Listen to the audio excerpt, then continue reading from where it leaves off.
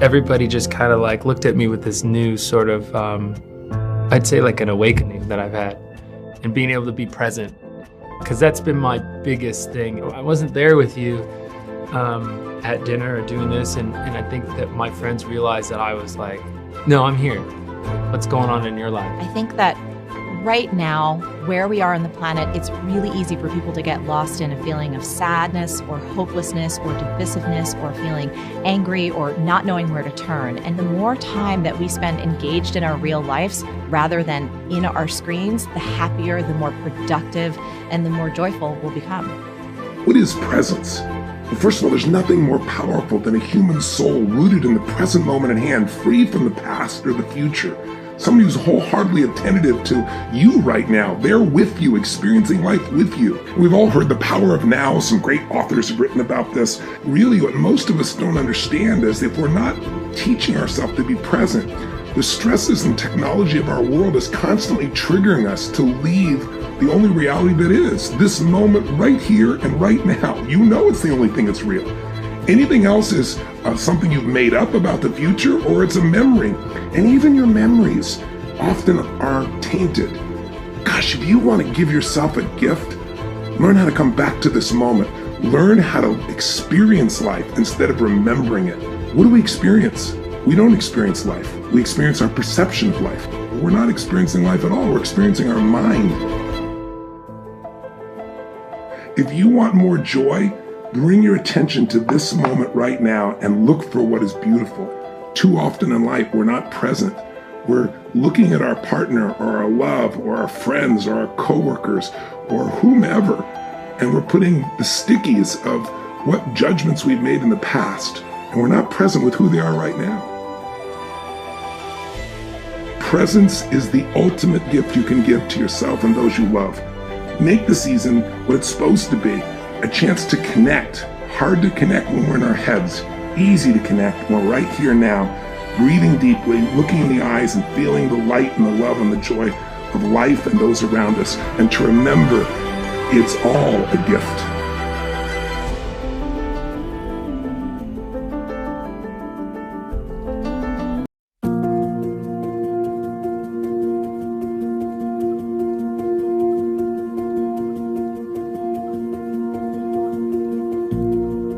What does it really mean to be truly happy? Most people have all these reasons why they can't be happy, when the truth is happiness is a decision. People are as happy as they're committed to being, but more people are committed to having their life be a certain way than they are to being happy. And you know what? In our culture, we don't seem to value happiness at the highest level. It's crazy. Live in the world where there's so much available to us, so many freedoms, so many choices, but we forget the ultimate power is happiness. Happiness is an ultimate advantage.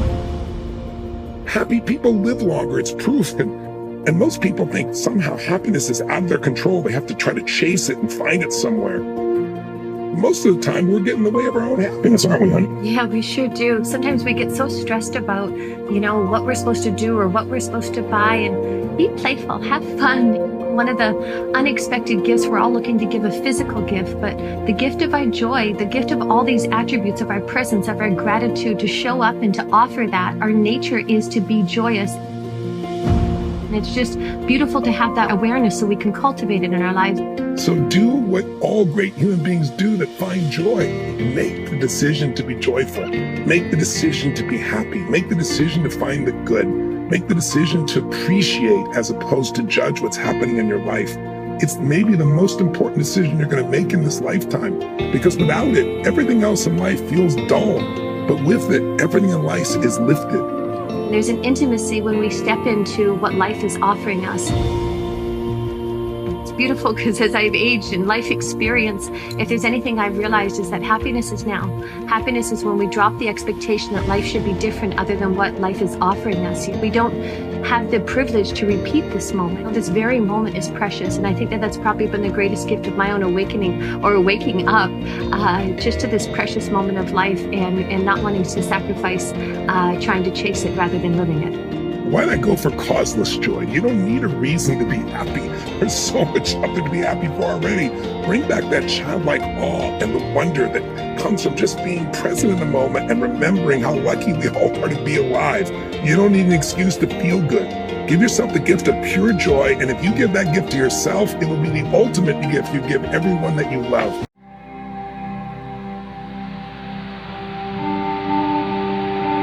Before I started practicing yoga, I never really knew there was such a thing as just being simply happy with where you are. I just figured out pretty early that's something I want to share with the world and not keep to myself. It's like this kind of mellow lifestyle where we're just focusing on being really happy and having people share that with us. I mean, it's the most important thing. Without happy, what do you have? I mean, it doesn't matter. It's like the point of everything, whatever we do, if it's like work or money or career or finding love, relationships, body, whatever it is, it's just happy. And if you really find that happy, you're going to realize like none of that stuff matters at all. It's just like means of getting there.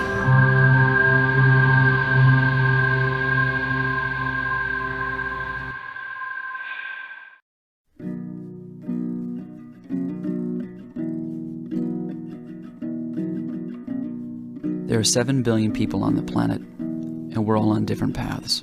Namaste. Some of us are on the road to being financially successful, and some of us are looking for the perfect relationship. Others seek a specific place to live. But in reality, we're all looking for the same thing. We all want happiness, Ananda, so that we can find contentment, Santosha. In yoga, they say we are spiritual beings having a material experience and not the other way around. That we are pure spirit or soul inhabiting a temporary material body. So we tend to think material objects will fill that gap, hole, lacuna, or missing piece in our lives. We want to fill that void with cars, money, possessions, etc., in the hopes that we will cure our emptiness. It isn't until we realize that we are spiritual beings and the only thing that can satisfy the soul is to put it in a natural environment of being spiritual through meditation, reflection, and sacred activities. No one wants to be fake, everyone wants to be real. But in our modern Western society, it's hard not to be superficial. How do we become real? How do we become genuine? We have to work from the inside out and not the outside in. It is imperative that we seek the profound ontological, metaphysical questions of life, of who we are, what our purpose is, and why do we exist, and to seek out the answers. This will help us become the person we strive for, to become genuine, and to find our destiny. We think the physical poses are intense or difficult, but that is only a small hill compared to the mountain of having to climb over your false ego, bad habits, and things we need to change. All the internal struggles and changes that we need to address in order to be truly happy. Yoga is a lifestyle, not just an hour on a rubber mat. It is physical, dietary, philosophical, and unifying. The word yoga means to yoke or unite with God through dhyana or meditation. In reality, the poses were created to open the body, tone the muscles, so that you could sit for long periods of time without having to dwell on a stiff back, a kink in your neck, or congestion in your thought process, so that you're free to explore the deeper, soulful questions of life and are able to relink with your eternal soulmate. The question is not how do we find the meaning of life, but rather, when are we going to start looking? Now, pay attention, because I'm about to tell you the secret to life. You ready? The whole damn thing is about decisions. Little, seemingly insignificant decisions that clear the road for monster truck life-altering ones. You see, every path you take leads to another choice. And some choices could change everything. Every damn moment of the rest of your life hangs on it. And boy, do I got a choice I gotta make.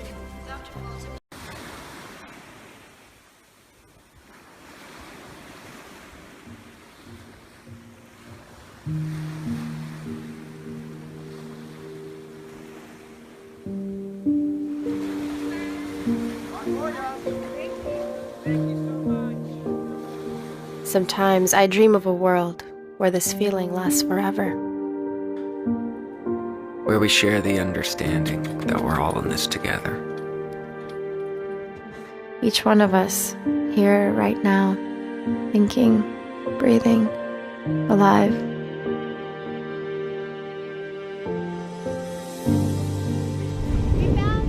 This world is far from perfect. Yet love exists all around us.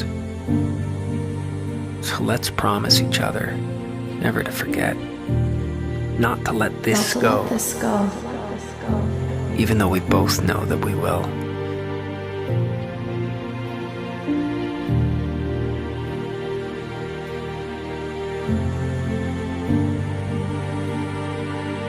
There's so much more to this.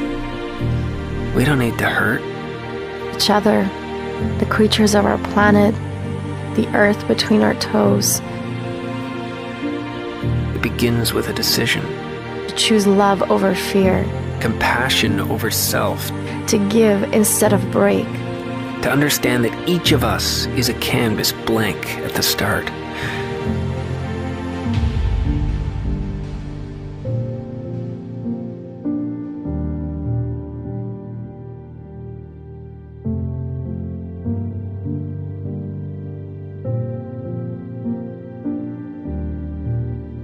And still, sometimes I dream of silly things, like humans living equal, and all the animals being unchained, and power ruling from our hearts, instead of from institutions or all these borders drawn with crayons, or by the 1%. Where we become the stewards, the protectors, and accept our throne that's still sadly sitting empty. I dare you to wake up.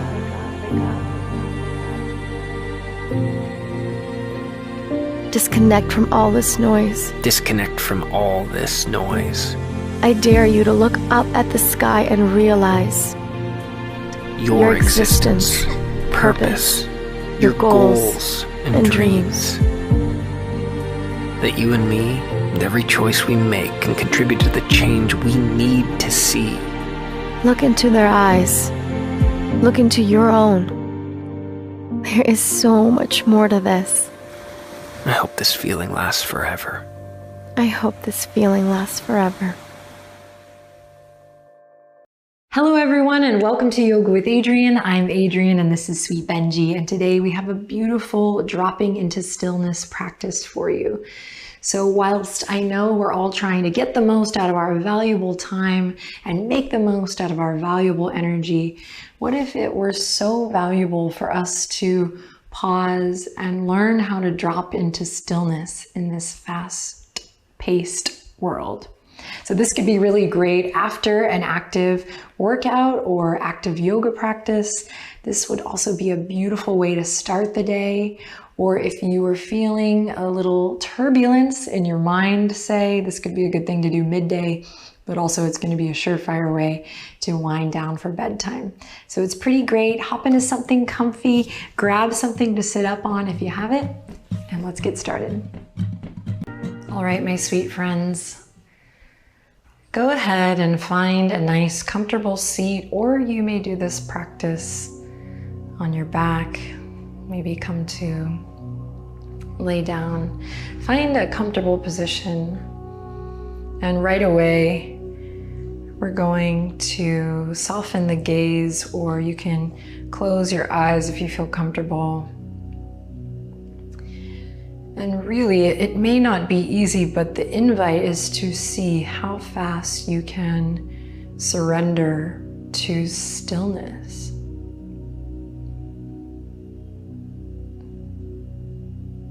Thank you for joining me and Benji for this practice. Again, the invitation is to see how fast you can surrender to stillness. So whether you chose to lie down or to find a comfortable upright position, settle in. And begin to just notice your breath. Dropping into stillness is a process that with practice, like anything, it can be finessed. It can become more familiar, perhaps more readily available, a powerful tool in this day and age.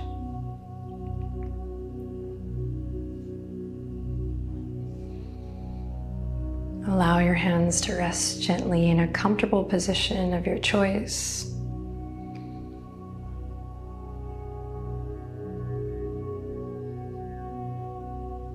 And if there's any area of your body that might be gripping or holding, perhaps in the limbs, or in the shoulders or the hips, or in the jaw, or even in the skin of the forehead, see if you can soften it a bit here.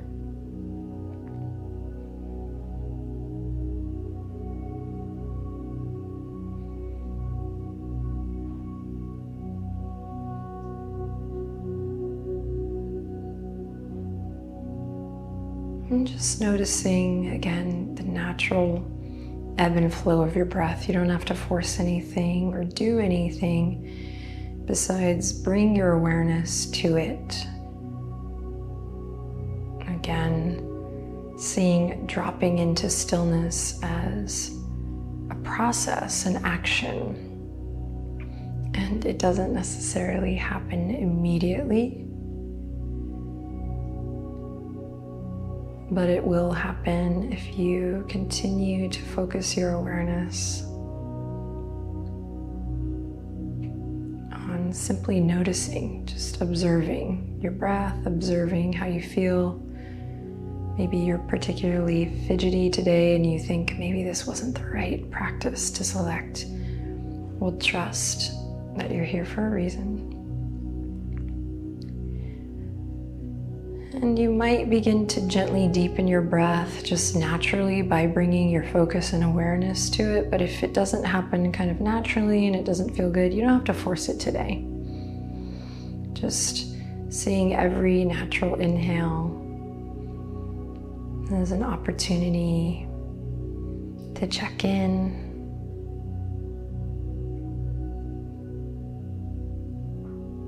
And maybe cultivating a sense of peace or calm, relaxation with every breath out.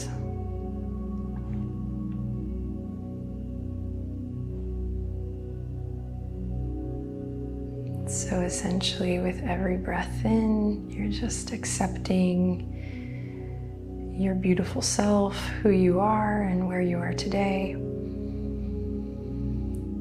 And with every exhale, you're willing and open to inviting in a sense of calm,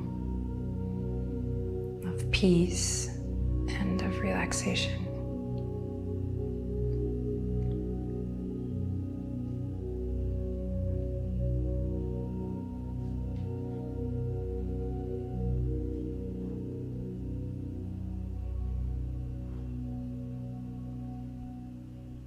Stay present with your breath here.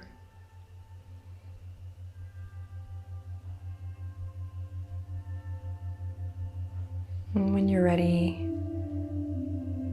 we'll scan the body starting with the toes and the soles of the feet. Just bringing your attention to that part of the body, softening anything that's gripping or holding, but otherwise you don't have to do anything or make anything of it. Just sending your awareness to the toes, to the soles of the feet and the heels. And scanning the tops of the feet and the ankles. And as you continue to gently breathe with awareness, send your attention to the lower part of your legs, the shins, the calves.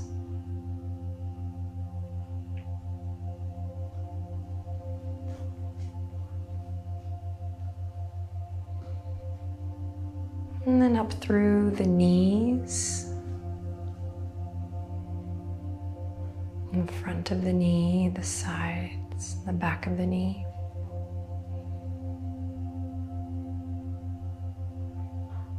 Through the upper parts of your legs.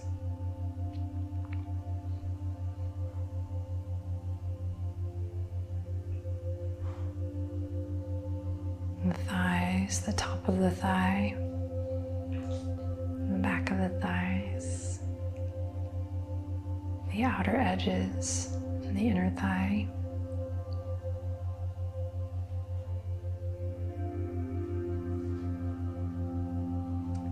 And scan all the way up to the hips, the hip creases, the bowl of the pelvis, the outer hip, and the glutes.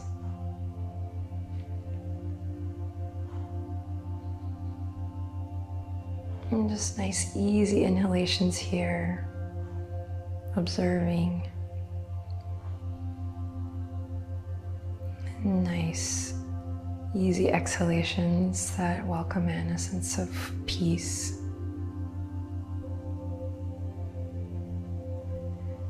Now travel up through the waist, the lower back,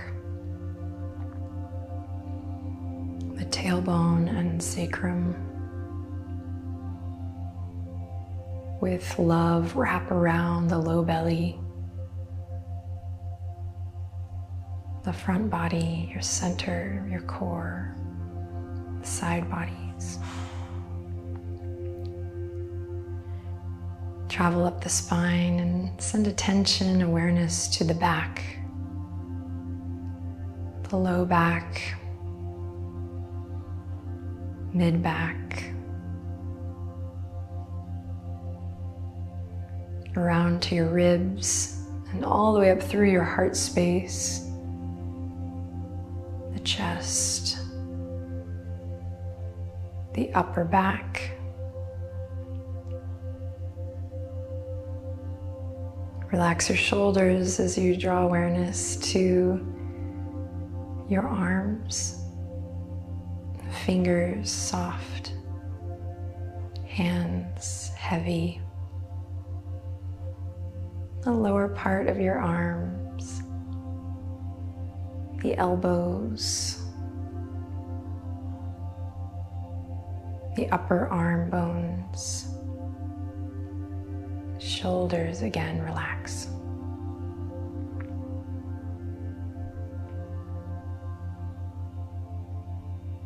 And the collarbones, the trapezius muscles in your neck,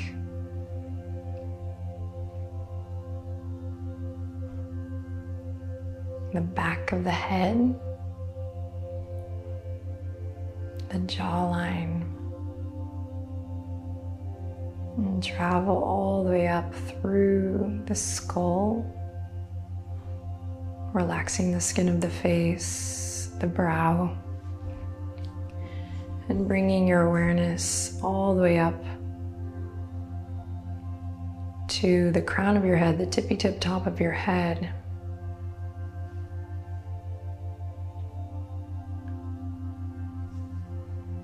And then let the scan go and notice what it feels like to be still today. Notice all that you can experience while you are still.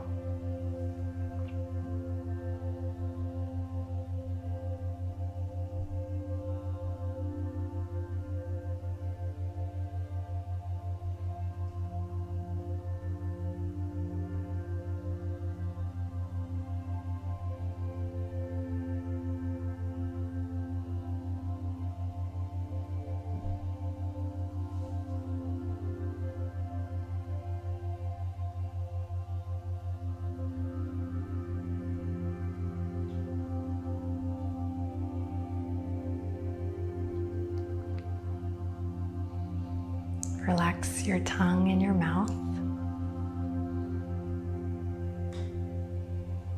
We'll just take a few more breaths here. Stillness practice in a world where we are constantly rushing, looking to speed things up. Fill in every space, every gap. Take one more moment here to embody exquisite stillness and just be.